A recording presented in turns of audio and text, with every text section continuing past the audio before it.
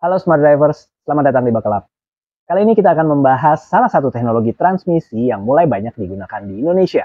Teknologi terkini ini bernama DCT atau Dual Clutch Transmission. Apa itu DCT dan kenapa pabrikan mobil mau menggunakan transmisi dengan teknologi ini? Mari kita bahas sama-sama dalam video kali ini. Bersama saya, Agung Yuniharto, Your Safety Buddy.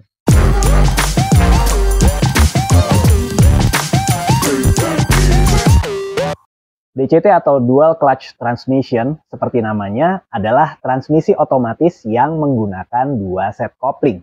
Satu set untuk gigi ganjil dan satu set lagi untuk gigi genap. Nah, dengan sistem ini, perpindahan gigi yang terjadi pada transmisi DCT lebih halus dan juga lebih cepat kalau dibandingkan dengan transmisi otomatis konvensional. Cara kerja transmisi DCT ini adalah pada saat salah satu kopling sedang bekerja menggerakkan kendaraan, kopling yang lain sudah bersiap untuk perpindahan gigi berikutnya. Nah, sistem kerja ini mengakibatkan tidak adanya lag atau jeda pada saat perpindahan gigi. Selain itu, perpindahan gigi tanpa jeda ini tentunya meningkatkan efisiensi yang mengurangi loss-nya atau hilangnya tenaga. Kalau misalnya dia terjadi lag atau jeda, pastinya akan ada tenaga yang terbuang. Nah, karena efisiensi ini tentunya transmisi DCT lebih efisien, dalam artian tentunya lebih hemat bahan bakar dibandingkan dengan transmisi otomatis konvensional. Salah satu contohnya penggunaan DCT adalah pada mobil VW atau Volkswagen Golf GTI. Nah, penggunaan transmisi DCT ini memungkinkan sebuah pengalaman berkendara yang lebih halus, lebih efisien, dan juga tenaga yang selalu tersalurkan secara penuh. Sehingga pengemudi merasakan akselerasi yang lebih responsif dan juga lebih sporty. Ya, sehingga tentunya pengalaman berkendara dengan mobil ini menjadi lebih menyenangkan. Di Indonesia sendiri sudah ada beberapa mobil yang menggunakan transmisi DCT atau Dual Clutch Transmission ini. Ya, mungkin Smart Drivers mengenal salah satu yang mengiklankan atau menonjolkan penggunaan DCT ini adalah dari merek Hyundai. Pabrikan asal Korea ini menyematkan transmisi DCT pada beberapa model yang dikeluarkannya.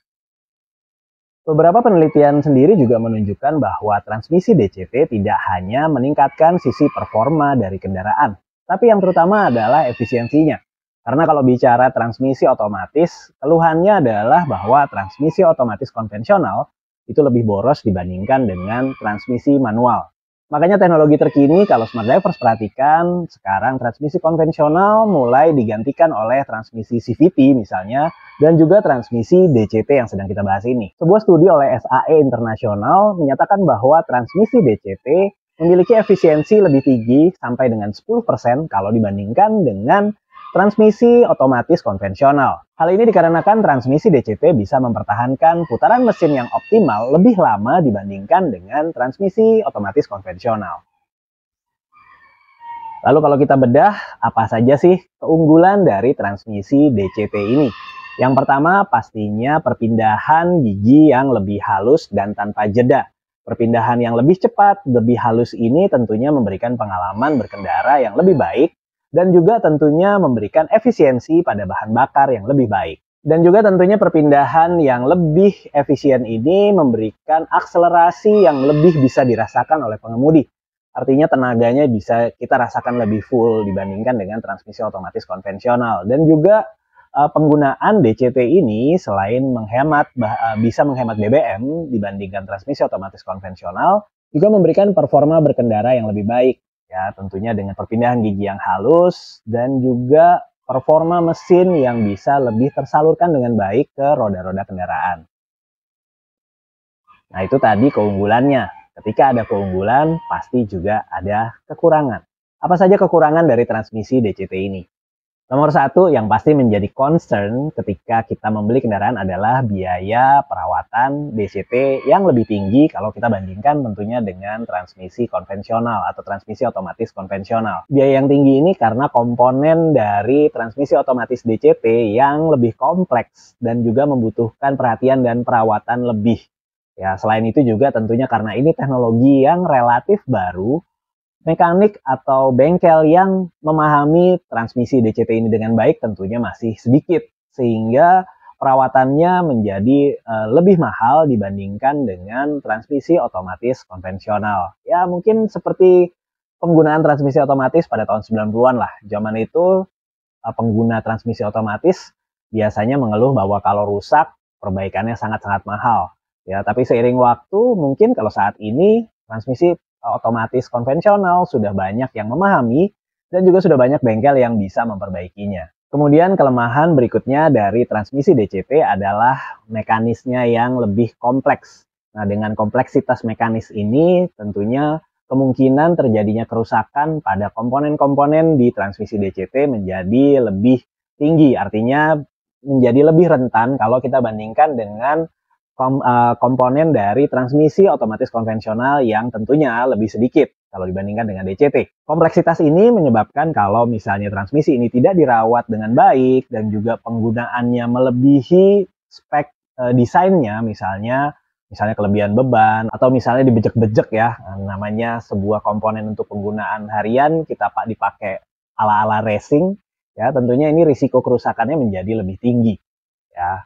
Kemudian yang ketiga, kelemahan dari transmisi DCT adalah pengalaman pada saat mengemudi dengan kecepatan yang rendah. Transmisi DCT ini kadang-kadang terasa kurang halus pada saat penggunaan di kecepatan rendah atau di kemacetan, ya, di mana terasa getaran atau juga hentakan pada saat perpindahan giginya. Dengan demikian, meskipun menawarkan beberapa keuntungan, ya banyak juga orang yang concern pada transmisi DCT ini adalah pada biaya perbaikannya yang mahal.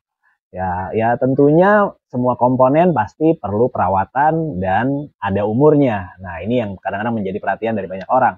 Tapi mungkin seiring dengan waktu, biaya-biaya ini juga mungkin akan turun ya ke depannya. Tapi ya untuk saat ini bisa dikatakan kelemahan utama dari transmisi DCT ini adalah biaya perbaikannya yang mahal. Saat ini bisa dibilang transmisi otomatis menjadi semakin populer dan pilihannya juga semakin banyak.